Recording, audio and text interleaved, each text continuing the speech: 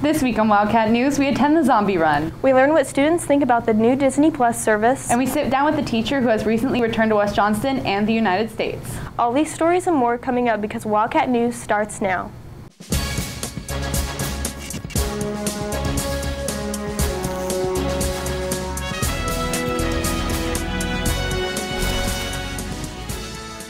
Good morning, West Johnston. I'm Catherine Green. And I'm Allison Wade. On October 29th, the Food Pantry hosted the themed Zombie Run event.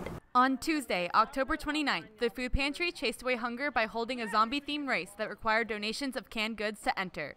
Food Pantry Coordinator Elizabeth Gherkin explains what the Food Pantry does. So the Food Pantry serves as a means for people to come get food for a week if they just need it for that week, or in some cases for specifically our elderly population, they just don't have enough coming in every single month. And so they have to pick, do I want my medication or do I want food?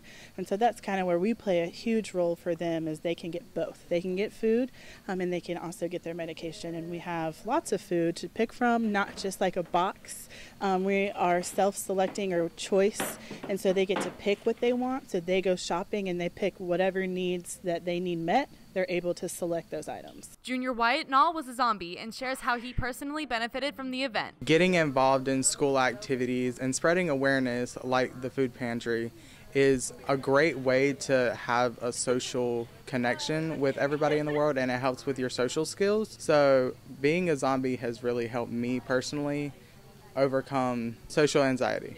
Senior Alex Parker is president of the pantry and explains why it's important to spread awareness. It helps put you into perspective as to people really are out there and they can't afford the food that we can, and so this event and getting these food donations really helps those people, and I'm really privileged to be able to see that effect working with the Food Pantry, and I really am very thankful that I get to do that every week. Here's some food for thought. If you join the Food Pantry today, you could be helping over 120 families in your community. I'm Allison Wade, Wildcat News. A new streaming service, Disney Plus, has recently been created. Catherine Green reports. A new streaming service is joining Netflix, Hulu, Amazon Prime, and the many other streaming services looking for viewers' attention. Disney Plus will feature TV shows and movies from name brands such as Disney, Marvel, and National Geographic. Junior Jackson Mabry explains why he hopes to purchase Disney Plus. Most people would probably buy it over Netflix because it's just more family-friendly alternative streaming service. So kids that like to click around and just watch random stuff, they won't click on something wrong, or they know it's going to be something that they're allowed to watch. Junior Sarah Taylor offers advice to anyone who is interested in subscribing to Disney Plus. Always look at the price before you buy something, because you don't get a dress for $100 when you could buy the same dress for $20. And always think about the message that a movie is sending your viewers before you put it out there. Mabry talks about his favorite Marvel and Disney movie and why he enjoys them. Favorite Marvel movie was probably Spider-Man, just because I felt like I could relate to that character, being a gymnast and all, and just liking to flip around and stuff. And favorite Disney movie was probably WALL-E, just because it was something different. I'm Catherine Green, Wildcat News. Congratulations to the gymnastics team. Back-to-back and back again, claiming the title of state champions. Way to go, Wildcats. With Thanksgiving around the corner, Catherine Green learns more about the history and meaning behind it. How do you celebrate Thanksgiving? Many people believe it is a time to be grateful for friends and family. Others believe that you should not celebrate it because of the treatment to Native Americans.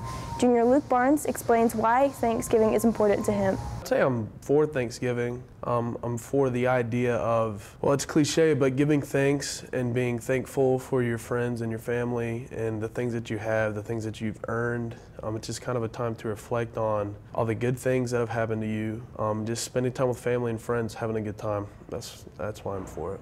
American history teacher Alan Williams shares the history of Thanksgiving. Thanksgiving, the original Thanksgiving, is where the Pilgrims and Native tribes celebrated the harvest and surviving through the first winters at Plymouth.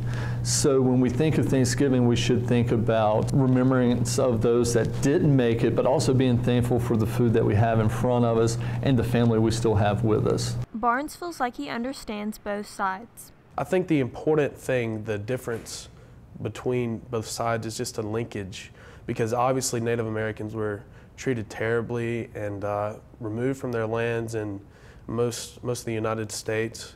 Many of them died, and we know that happened. But linking it to Thanksgiving, are we going to link the terrible things that happened with the Native Americans to a holiday like Thanksgiving, to where most people would just be, it's, even if you are Native American, what you have, all the good things that have happened to you, what you have to be happy for, like I said, what you've earned, what you've worked for. So I can see how people would link it to Thanksgiving, but I think I'd have to talk with somebody more to really understand how they feel.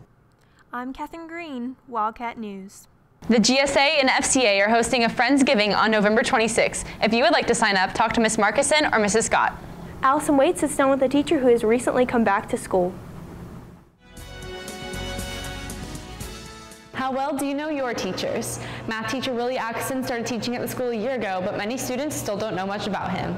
Atkinson shares his background and why he decided to become a teacher. Basically, I came from a country called Ivory Coast, and it's located in West Africa. So if you got the map on the east side, you're going to see like a little country look like a leaf, basically, if you want to say.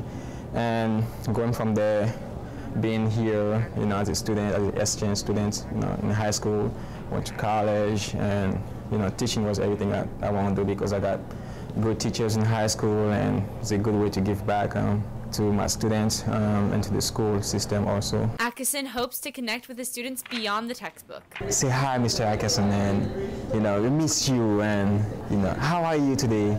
And that's what teaching is about. It's not only about doing math in the classroom and solve this equation. And, I want you to learn the Pythagorean theorem. It's about seeing your students and live life with your students. After being absent for the first quarter of the year, Atkinson explains his delay returning to the school. Coming from a different country to the USA as a student was a huge step. Now, when you're done with that, student program, right? You need to adjust. So okay, I'm not studying anymore. I'm done studying. Now adjust your status. So from being a student, you want to be a permanent resident down here. So you have that change, caught me off guard. There were things I wasn't aware of. So it kind of took a little bit away from my position. And luckily, I was able to get back the job, reapply for it. And that was, one of the hard things, I have to go through. I'm Allison Wade, Wildcat News. Well, that's all for us this week. If you have any comments, questions, or story leads, email us at wjstudentmedia@gmail.com or send us a tweet at wjstudentmedia. And if you want to watch Wildcat News at home, on the go, or catch up on past episodes, go to wjstudentmedia.com or subscribe to our YouTube channel. I'm Catherine Green. And I'm Allison Wade. Thanks for watching and have a great week.